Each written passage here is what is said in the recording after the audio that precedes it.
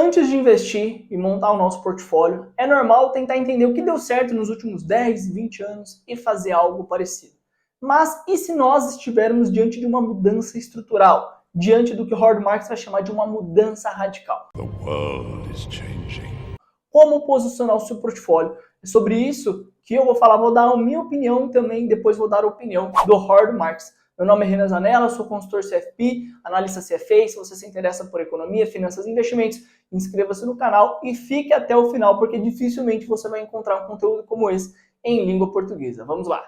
Esse vídeo é extremamente relevante porque nós talvez estejamos no momento único da história e que você, como investidor, eu como investidor, vamos presenciar uma ou duas vezes. Dificilmente a gente vai viver tempo suficiente para viver mais mudanças radicais como essa. It's rare.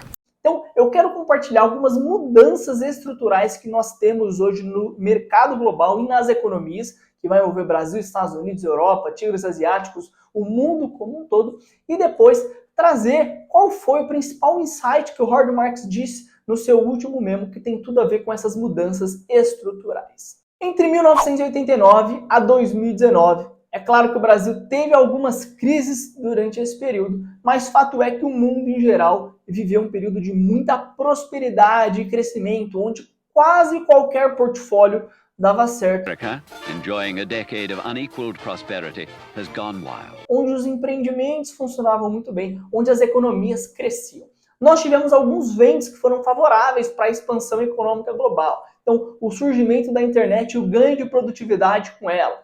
Nós tivemos paz. Então, algo que hoje é tão escasso, tão raro, é algo que as nações buscam. Durante muitas décadas nós tivemos paz, tivemos tranquilidade e a falta de conflitos geopolíticos fez com que as nações pudessem cooperar, fez com que as cadeias produtivas globais pudessem ser mais integradas e com isso nós tivéssemos mais produtividade.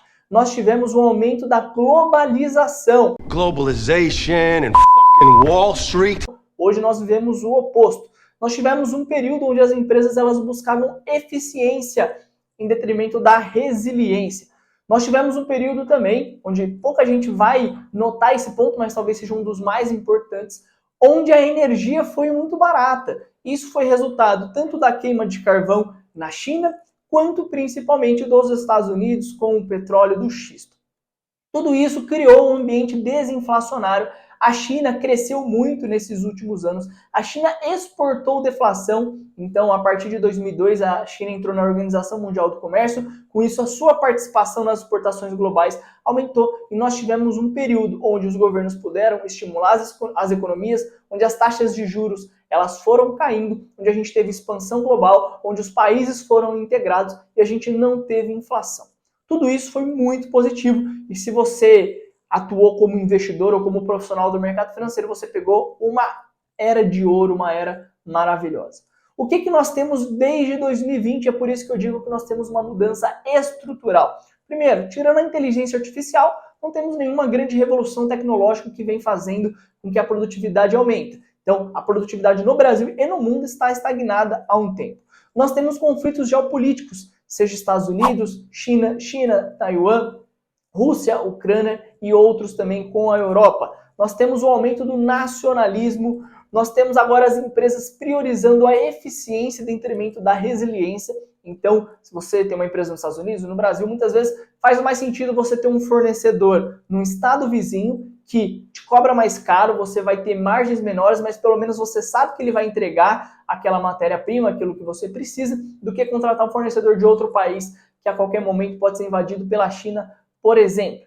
A China que exportou deflação por muito tempo, agora já não tem mais deflação. A China que teve um crescimento muito grande, agora vive debaixo de um regime chamado de prosperidade comum, onde o crescimento é deixado de lado e a divisão da riqueza gerada começa a ser o grande foco e os custos estão crescentes. Então nós vivemos num período de estagflação, um período onde a gente tem ondas inflacionárias e os preços em geral tendem a subir. Então, o que foi muito favorável nos últimos anos começa a ser muito desfavorável. E é por isso que eu digo que nós estamos vivendo uma mudança radical. E se você investir, se você montar o seu portfólio baseado no que deu certo, nos últimos 10 anos provavelmente você vai errar. Você vai precisar estudar o que deu certo ou o que funcionou em outros períodos da história, onde nós também tivemos esses ventos desfavoráveis, onde nós também tivemos a tal da estagflação. E para complementar essa visão, eu quero trazer um insight que o Howard Marks, ele que é gestor, fundador da Oaktree, uma das maiores gestoras do mundo, focada principalmente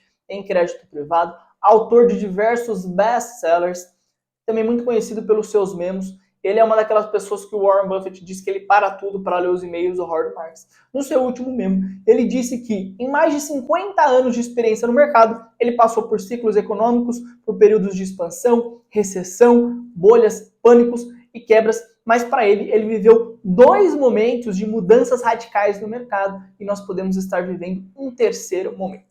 A primeira mudança radical no mercado, ele vai remeter aos anos 70. Ele fala muito, do mercado de renda fixa, do mercado de bonds, que é a sua grande especialidade.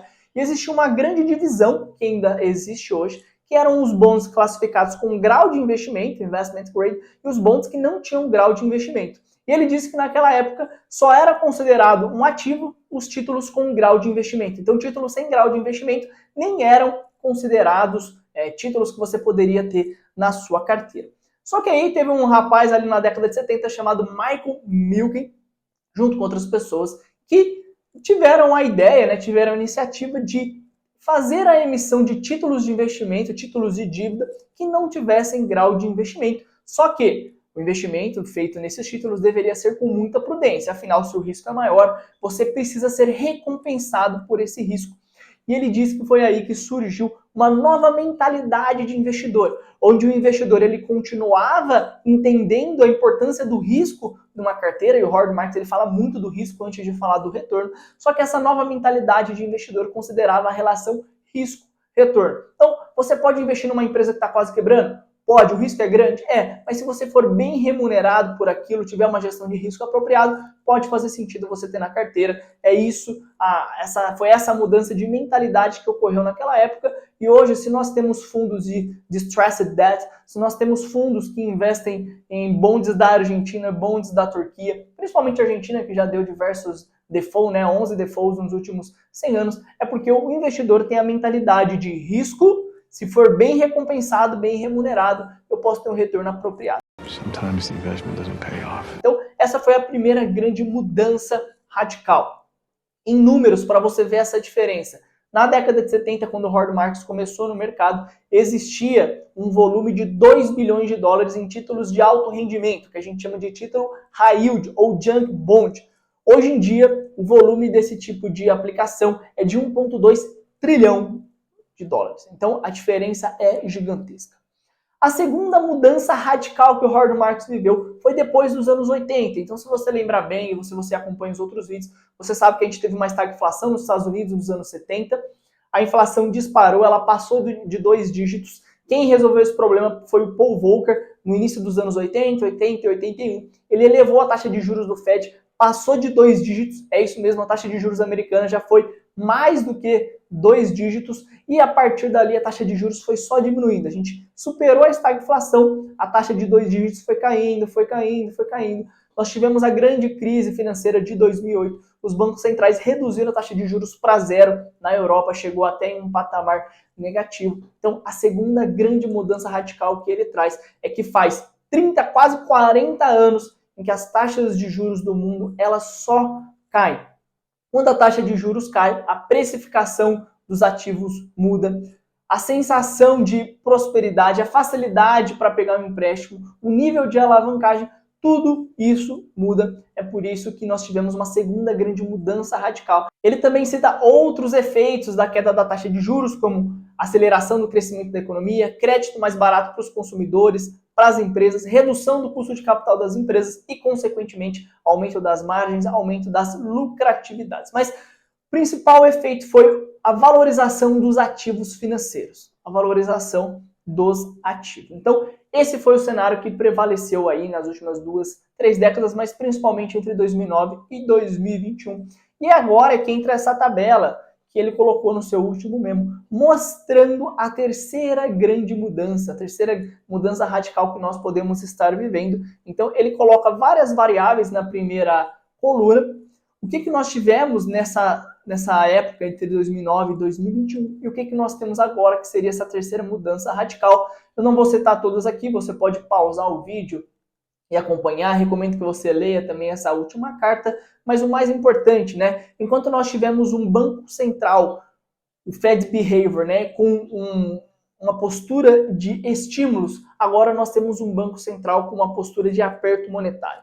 Enquanto que a perspectiva econômica era positiva nas últimas 2 décadas, agora nós temos diversos sinais de recessão. Enquanto nós não tivemos muitos casos de inadimplência e calote, isso começa a aumentar, tanto no Brasil quanto nos Estados Unidos. Nas últimas 2 décadas, nós tivemos uma propensão a correr mais risco. Agora os investidores se tornam mais avessos ao risco. A taxa de juros foi uma das menores da história e agora ela começa a ser uma taxa de juros mais normal. E o spread de crédito, que foi um spread de crédito muito baixo, começa a ser um spread mais normal agora. Então, são essas mudanças que fazem com que Howard Marks acredite que nós estamos vivendo a terceira grande mudança radical desde que ele começou no mercado, o que tem tudo a ver com os primeiros pontos que eu trouxe para você. Então a grande lição é, se você for montar o seu portfólio agora, se você tem pouco tempo de experiência, não olhe para o que deu certo nos últimos anos. Olhe para o que funcionou nas últimas décadas. Estude os anos 70, estude os anos 40, estude a crise brasileira da nova matriz econômica e, baseado em dados muito mais concretos e sólidos, você vai conseguir montar o seu portfólio preparado para todos os cenários. Se você gostou desse vídeo, concorda, discorda de algum ponto, deixa aqui nos comentários, compartilha e eu te vejo na próxima.